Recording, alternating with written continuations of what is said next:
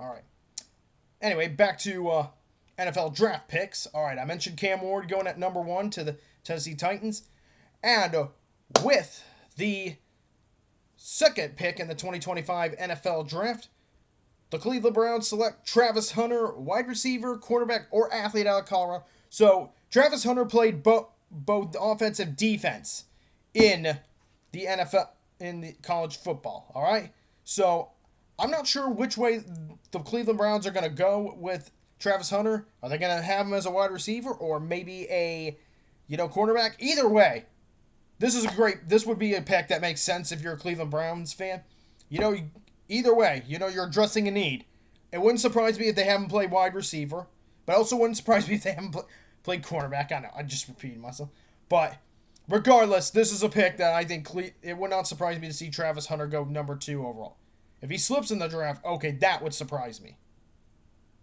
So anyway, with that now being said, okay, we're going to move on to the 3rd overall pick owned by the New York Giants. And with the 3rd overall pick, the New York Giants select Abdul Carter, edge, Penn State.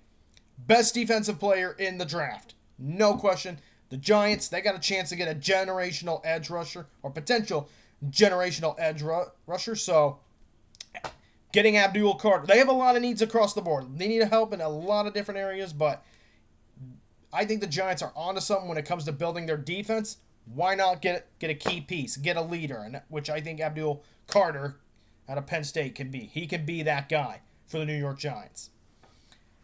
And here's where the chaos begins. At number 4, so the Patriots hold the number 4 pick. Not so fast. I've got a trade happening right here. The Patriots trade that pick to the Dallas Cowboys. So Patriots trade down and the Cowboys trade up. And with that 4th pick, the Dallas Cowboys select Ashton Jeanty, running back, Boise State, or Ashton Jenny. We're going with Jenny. The Cowboys, you know what? They're hungry for another running back. And you know what? Knowing the Cowboys past when it comes to drafting, they love to get themselves running backs. Why not trade up and go get Ashton Jenny? He'd be a really good fit for the Cowboys, and it would not surprise me to see a team trade up. I mean, the Bears could do it too. But in this case, I'm going to go with this will be my wildest prediction, or it's going to be the one that breaks me. But I'm going to go with the Cowboys, or Zach Eager's favorite team, the Dallas Cowboys. I got them trading up with the Patriots to take Ashton Jenny at number 4, the high-powered running back from Boise State. Moving on to the number 5 pick, I think the Jacksonville Jaguars are going to stand still. And at number 5, the Jacksonville Jaguars select Mason Graham, defensive line, Michigan.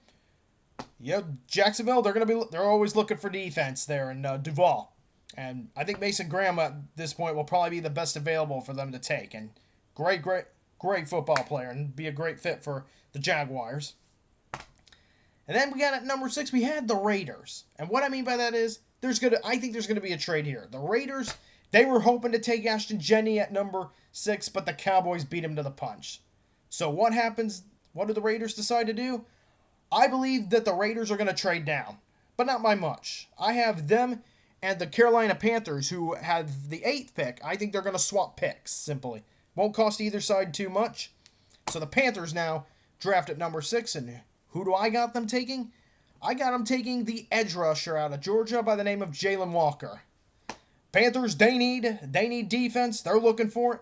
Jalen Walker, very talented edge rusher. Perfect opportunity for the Panthers to get a cornerstone for their defense. And then we got the number 7. At number 7, we got the New York Jets. They're going to stay still and take Armand Membo, offensive line out of Missouri. So O-lineman out of Missouri by the name of Armand Membo.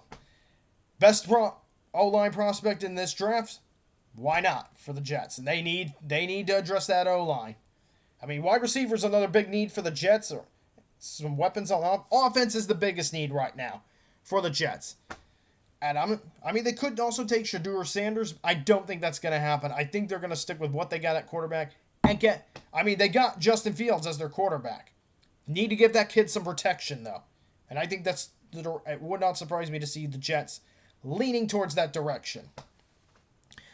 And now, we're back to the Raiders. This time at number 8, They're not going to trade down any further, but they will fulfill a need. They'll get the running back out of North Carolina at number 8, Omarion Hampton.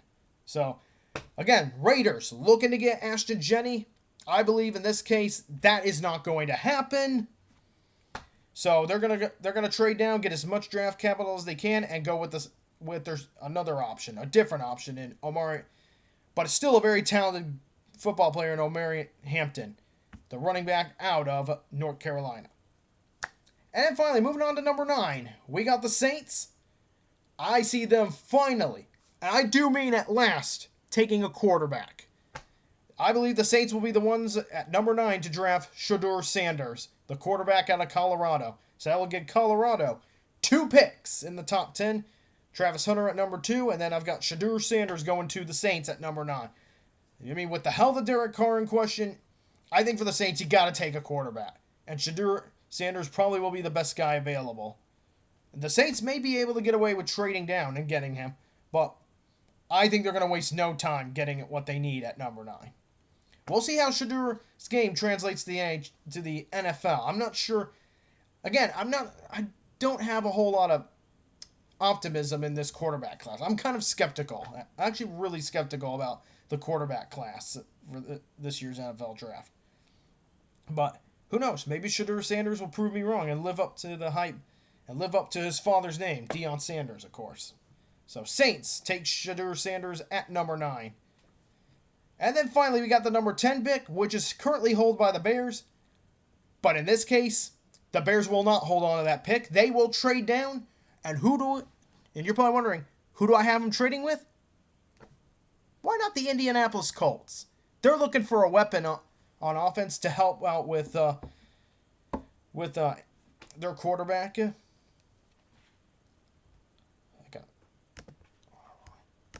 Before I forget his name. So, I have the Chicago Bears taking it.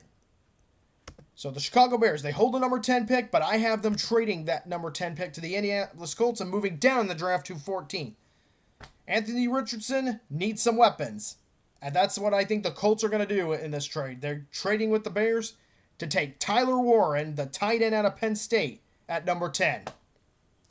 Big need for offensive weapons for the Colts, no question. And Tyler Warren, I think perfect fit. I think perfect scenario for him.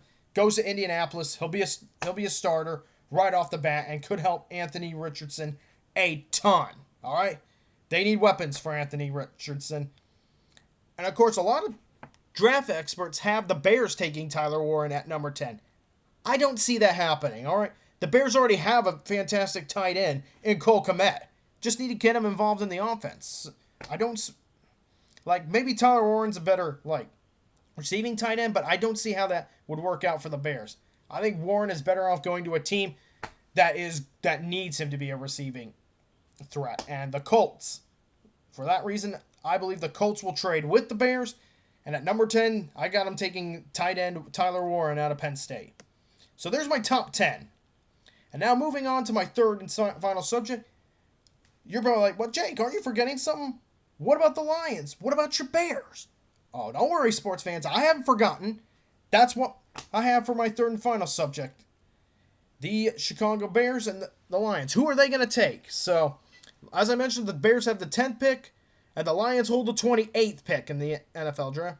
Now, in my scenario here, that I have created, call it a wackadoodle scenario if you want, I have the Bears at 14. All right? A lot of needs for the Bears.